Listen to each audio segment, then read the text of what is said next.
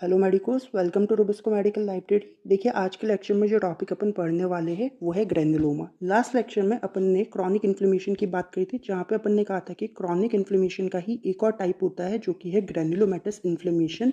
जहाँ पे अपन ने कहा था कि ग्रेन्युलोमेटस इन्फ्लेमेशन के अंदर ग्रेन्युलोमा का फॉर्मेशन होता है। और एक्चुअल में ग्रेन्युलोमा होता क्या है? ये एक्चुअल में एपिथेलॉइड सेल्स के कॉम्बिनेशन से बनता है। और एपिथेलॉइड सेल्स जो होती है वो मिलके कुछ जाइंट सेल्स का भी फॉर्मेशन करती है। अब सवाल उठता है कि भाई एपिथेलॉइड सेल्स क्या होती है? तो एपिथेलॉइड सेल्स जो होती है वो मैक्रोफेजेस का मॉडिफिकेशन होते हैं। अब नाउ द क्वेश्चन अराइजेस कि भाई मैक्रोफेजेस को मॉडिफाई होने की ज़रूरत क्यों पड़ी? पहला सवाल तो। दूसरा सवाल कि मैक्रोफेज मॉडिफाई होने के बाद में एपिथेलॉइड सेल्स बना रही है और एपिथेलॉइड सेल्स मिलके जाइंट सेल्स बना रही है, तो वो जाइंट सेल्स कैसे बन रहे हैं? तीसरा सवाल कि भाई एपिथेलॉइड सेल्स और जाइंट सेल्स मिलके अगर ग्रेन्युलोमा बना रहे हैं तो वो ग्रेन्युलोमा बन कैसे रहा है और बनने के बाद में दिख कैसा रहा है, यानी कि उसका मॉर्फोलॉजी क्या है। इन सारे क्वेश्चन के आंसर अपन आज के लेक्चर में देखेंगे। चलिए, अब अपन स्टार्ट करते हैं। सबसे पहले कि ग्रेन्युलोमा है क्या, तो अपन ने कहा कि वो एपिथेलॉइड सेल्स का कलेक्शन है। और एपिथेलॉइड सेल्स जो है वो मैक्रोफेजेस के ही मॉडिफिकेशन है, यानी कि मैक्रोफेज जो होंगे वो मॉडिफाई होके एपिथेलियल सेल्स के जैसे लगने लगेंगे और उन सेल्स को अपन एपिथेलॉइड सेल्स कहेंगे। अब देखिए कि ये जो आपके मैक्रोफेजेस है वो मॉडिफाई होकर उन्होंने क्या कर लिया, एपिथेलॉइड सेल्स बना लिए। और ऐसे बहुत सी एपिथेलॉइड सेल्स मिलके आपके जाइंट सेल्स का फॉर्मेशन करते हैं। कि ये बहुत सारे अपन कह रहे हैं कि एपिथेलॉइड सेल्स है और ये अपन कह रहे हैं कि एक जाइंट सेल बन गए, ये भी एक जाइंट सेल बन गई, ये भी एक जाइंट सेल बन गई और यहाँ पे भी आपके जाइंट सेल बन गए। अब ये जो है वो पूरा मिलके एक ग्रेन्युलोमा का फॉर्मेशन कर रहे हैं। और इस ग्रेन्युलोमा के ये जो पेरिफेरल साइट है, यहाँ पे आपके लिम्फोसाइट्स प्रेजेंट होते हैं। यहाँ पे लिम्फोसाइट्स प्रेजेंट होते हैं। और इसी ग्रेन्युलोमा के सेंटर के अंदर बहुत सी एपिथेलॉइड सेल्स यूं भी प्रेजेंट होती है, यानी कि सेंटर में एपिथेलॉइड सेल्स है। इसके अलावा आपके जो एपिथेलॉइड सेल्स हैं उन्होंने मिलकर जाइंट सेल्स का फॉर्मेशन कर दिया। और पेरिफेरल साइड पे आपके लिम्फोसाइट्स प्रेजेंट है। और कौन से लिम्फोसाइट होगी? टी हेल्पर वन सेल्स जो होती है वो प्रेजेंट होती है। और टी हेल्पर वन सेल को ही CD4+ सेल्स भी कहा जाता है। ये समझ आया? ये एक बेसिक मॉर्फोलॉजी, बेसिक आइडिया है ग्रेन्युलोमा का। तो वही चीज़ है कि आपके एपिथेलॉइड सेल से ग्रेन्युलोमा बना and it is rimmed at periphery by the lymphoid cells, यानी कि पेरिफेरल साइड पे लिम्फोइड सेल्स प्रेजेंट होगी। और कौन सी सेल्स होगी? टी हेल्पर वन सेल, जिसे अपन CD4+ सेल्स भी कहते हैं। इसके अलावा ये क्या होते हैं? सर्कमस्क्राइब्ड, यानी कि वेल डिफाइंड टाइनी लीजन्स होते हैं जिनका डायमीटर 1 मिलीमीटर का होता है। चलिए, अब इस लेक्चर का जो सबसे इंपॉर्टेंट पार्ट है जो कि है evolution and formation of granuloma, वो अपन देखने वाले हैं। सबसे पहले अपन कह रहे हैं कि भाई जो ग्रेन्युलोमा का फॉर्मेशन है वो टाइप 4 हाइपर सेंसिटिविटी रिएक्शन का एग्जाम्पल है। और टाइप 4 हाइपर सेंसिटिविटी रिएक्शन को ही अपन delayed type of hypersensitivity reaction भी कहते हैं। ये अपन इम्यूनोपैथोलॉजी के चैप्टर में बहुत डिटेल में पढ़ेंगे। उसके बाद अपन कह रहे हैं ये एक तरीके का डिफेंस मैकेनिज्म है। अब ये बन कैसे रहा है उसकी अपन बात करते हैं। देखिए, ग्रेन्युलोमा का फॉर्मेशन जो होता है वो तब होगा जब बॉडी के अंदर कुछ पुअरली डाइजेस्टिबल एंटीजन जो है एंटर कर जाएंगे। पुअरली डाइजेस्टिबल एंटीजन जब बॉडी में एंटर करेंगे, एग्जाम्पल के तौर पे माइकोबैक्टीरियम ट्यूबरक्लोसिस, माइकोबैक्टीरियम लेप्रे, इस तरीके के एंटीजन जो बॉडी बहुत आसानी से डाइजेस्ट नहीं कर सकती है, तब अपन देखें तो ग्रेन्युलोमा का फॉर्मेशन होगा। होगा क्या? एग्जाम्पल के तौर पे कि सपोज माइकोबैक्टीरियम ट्यूबरक्लोसिस जो है वो बॉडी के अंदर एंटर करा और वो इन्फेक्शन कॉज कर रहा है। और उस इन्फेक्शन के अगेंस्ट अपनी जो मैक्रोफेजेस होगी, और अपन सबको पता है कि जो मैक्रोफेजेस होती है वो क्या होती है? एंटीजन प्रेजेंटिंग सेल्स होती है। तो ये जो मैक्रोफेजेस है और एंटीजन प्रेजेंटिंग सेल्स के साथ साथ में ये क्या होती है? फैगोसाइटिक सेल्स भी होती है। तो पहले ये क्या करेगी कि इस माइकोबैक्टीरियम ट्यूबरक्लोसिस जो है इसका एनगल्फमेंट करेगी और मैक्रोफेज जो है वो फैगोसाइटोसिस करने की कोशिश करेगी। लेकिन now the main part here is कि ये जो माइकोबैक्टीरियम ट्यूबरक्लोसिस है, अभी अपन ने बोला कि पुअरली डाइजेस्टिबल एंटीजन है, मतलब जो मैक्रोफेजेस है वो इस एंटीजन का फैगोसाइटोसिस नहीं कर पाएगी।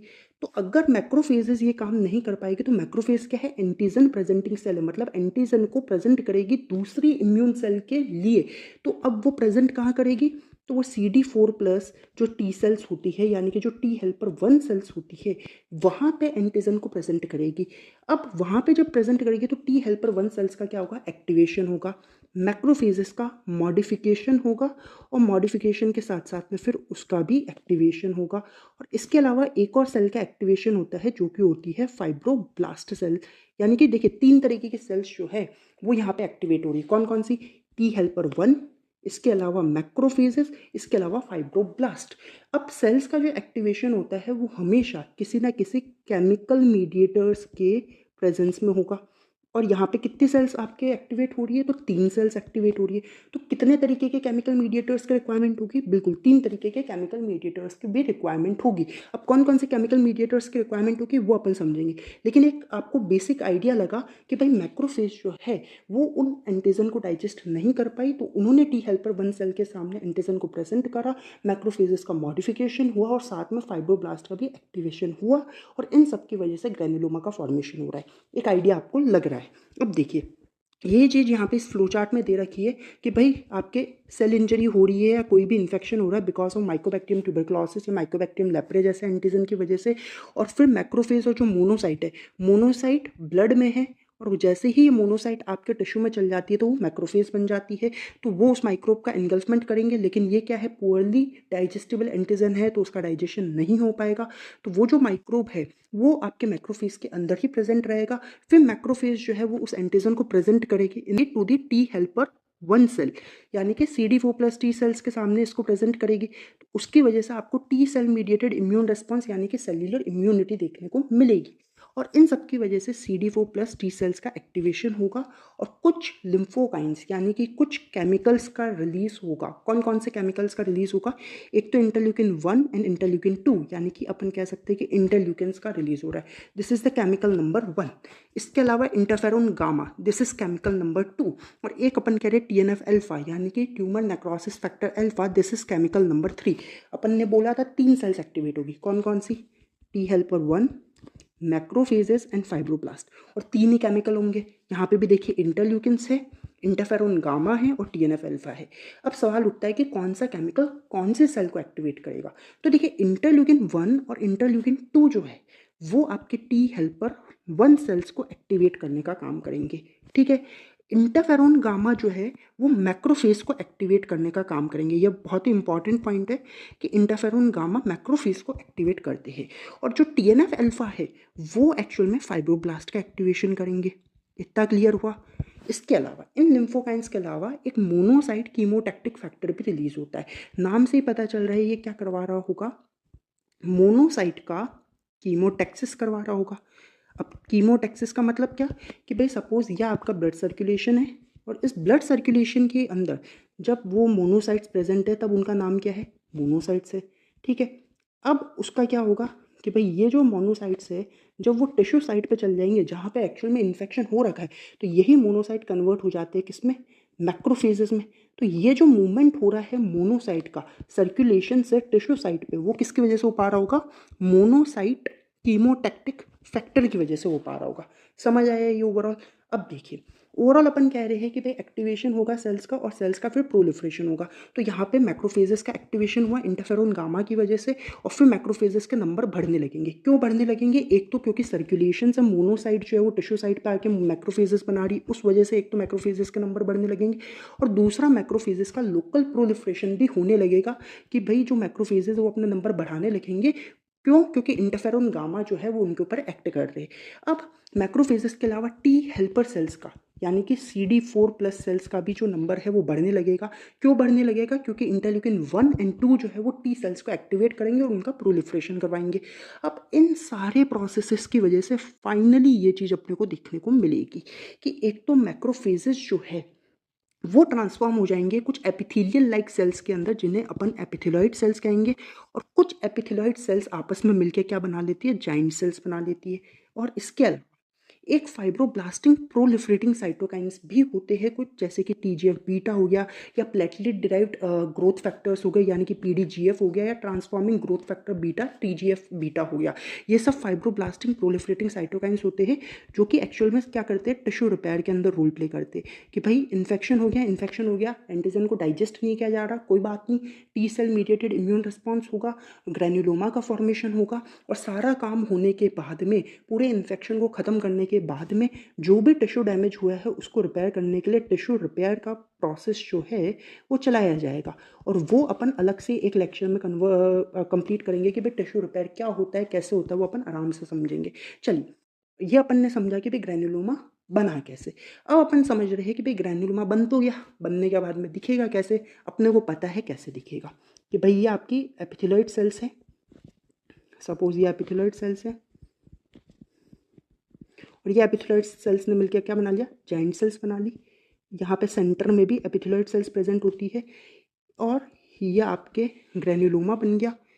पेरीफेरी पे आपको क्या देखने को मिलेगी, टी हेल्पर सेल्स देखने को मिलेगी, टी हेल्पर 1 सेल्स देखने को मिलेगी। बस ये फिर से देखिए, ये क्या है, एपिथेलियोइड सेल्स है, ये क्या है, जाइंट सेल है, ये सेंटर में क्या है, एपिथेलियोइड सेल्स है, ये पेरीफेरी पे क्या है, टी हेल्पर 1 सेल है। हो गया। अब अपने को यही समझना है कि ओवरऑल अपन डिटेल में समझते हैं कि भाई एपिथेलियोइड सेल्स वगैरह कैसे दिखेगी। एपिथेलियोइड सेल्स अपन बोल चुके हैं मॉडिफाइड मैक्रोफेजेस है, सेंटर में प्रेजेंट होगी, अभी अपन ने बात कर लिया। अब मैक्रोफेज ही मॉडिफाई होकर एपिथेलियोइड सेल्स बना रही है, तो मॉडिफिकेशन होने के बाद में ये मैक्रोफेजेस दिखेगी कैसे, तो एपिथेलियोइड सेल्स जो होती है वो इलोंगेटेड सेल्स होती है जिनके अंदर स्लीपर शेप का न्यूक्लियस होता है, अबेंडेंट साइटोप्लाज्म में प्रेजेंट होता है, वीकली फैगोसाइटिक होती है और इनकी पेल स्टेनिंग होती है लेजी आउटलाइन से। इतना इंपॉर्टेंट नहीं है, मेन आपको याद रखना है कि मैक्रोफेजेस का मॉडिफिकेशन है और सेंटर में प्रेजेंट होता है, ये चीज़ आपको पता होनी चाहिए। नेक्स्ट फिर अपन बात कर रहे हैं जाइंट सेल्स, जो कि आपके मल्टी न्यूक्लियर जाइंट सेल्स है। वैसे जाइंट सेल के ऊपर अलग से एक लेक्चर आया हुआ है जहाँ पे अपन ने कहा कि एडजेसेंट एपिथेलियोइड सेल्स जो है वो आपस में फ्यूज़ करके जाइंट सेल्स का फॉर्मेशन करेंगे और हर एक जाइंट सेल के अंदर 20 या 20 से ज़्यादा न्यूक्लियर प्रेजेंट हो सकते हैं और जाइंट सेल्स कई तरीके की हो सकती है, जिसमें अपने लिए सबसे इंपॉर्टेंट कौन सी होगी, लैंगेंस टाइप की जो जाइंट सेल्स होती है वो सबसे इंपॉर्टेंट है। ठीक है, ये अपन ऑलरेडी जाइंट सेल्स के लेक्चर में पढ़ चुके हैं। अब देखिए, अपन ने ये देखा था कि लैंगेंस टाइप का जो जाइंट सेल्स होते हैं उसके अंदर जो न्यूक्लियाई के अरेंजमेंट है वो 2 तरीके के हो सकते हैं। एक तो पेरिफेरल अरेंजमेंट हो सकता है, जो कि कैसा अरेंजमेंट होगा, या तो हॉर्स शू शेप्ड का अरेंजमेंट होगा या फिर रिंग शेप्ड का अरेंजमेंट होगा। ये जाइंट सेल्स के लेक्चर में अपन बात कर चुके हैं, आप एक बार वो लेक्चर देख लीजिएगा। या फिर अपन देखें कि लैंगेंस टाइप के जो जाइंट सेल्स है उनके न्यूक्लियाई जो है वो सेल्स के 2 अपोजिट पोल्स पे उनकी क्लस्टरिंग हुई हुई हो या 2 अपोजिट पोल्स पे उनकी ग्रुपिंग हुई हुई हो, और इस तरीके का अरेंजमेंट अपने को ट्यूबरक्लोसिस में देखने को मिलता है। It is an important point कि ट्यूबरक्लोसिस के अंदर ग्रैन्युलोमा बनता है, जाइंट सेल्स जो होती है वो लैंगेंस टाइप की बनती है और न्यूक्लियाई का जो अरेंजमेंट होता है वो होता है कि भाई दोनों पोल्स पे न्यूक्लियाई की क्लस्टरिंग हुई हुई रहेगी, आपको याद रखना है। एक और पॉसिबिलिटी आती है जो कि आपके फॉरेन बॉडी टाइप के जाइंट सेल्स के अंदर देखने को मिलती है कि न्यूक्लियस सेंट्रली प्रेजेंट हो, और ऐसा अपने को कुछ फॉरेन बॉडी टिश्यू रिएक्शंस में देखने को मिल सकता है। इसके अलावा जाइंट सेल्स भी वीकली फैगोसाइटिक सेल्स होती है। इसके बाद अपन कह रहे हैं कि लिम्फोइड सेल्स की बात कर रहे हैं। ग्रैन्युलोमा के अंदर मेनली टी सेल्स प्रेजेंट होती है, उसमें भी टी हेल्पर 1 सेल्स जो होती है वो प्रेजेंट होती है और ये पेरिफेरली प्रेजेंट होती है and these are responsible for cell mediated immune response, अपन ऑलरेडी बात कर चुके। नाउ एक और इम्पॉर्टेंट पॉइंट आ रहा है कि ग्रैन्युलोमा के फॉर्मेशन में अपने को नेक्रोसिस देखने को मिलेगा।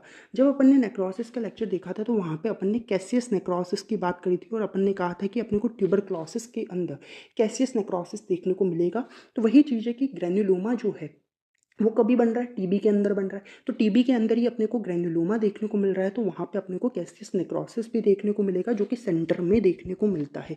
वेरी इंपॉर्टेंट पॉइंट कि कैसियस नेक्रोसिस जो है वो ग्रैन्युलोमा के फॉर्मेशन में और टीबी के कंडीशन में सेंटर में देखने को मिलता है। ठीक है, इसके बाद आता है फाइब्रोसिस। देखिए, fibrosis is actually the part of the tissue repair. ये क्या है, टिश्यू रिपेयर का पार्ट है। ये अपन जब टिश्यू रिपेयर का लेक्चर देखेंगे तो ही आपको बेहतर समझ आएगा। अब भी आप ये कह सकते हैं कि हीलिंग जो है वो या तो फाइब्रोब्लास्ट से हो सकती है या कोलेजन से हो सकती है। अब किससे होगी वो डिपेंड करता है कि पेरीफेरी पे ग्रैन्युलोमा की एज कितनी है। अब इसका मतलब क्या है ये टिश्यू रिपेयर के लेक्चर में ही समझ आएगा।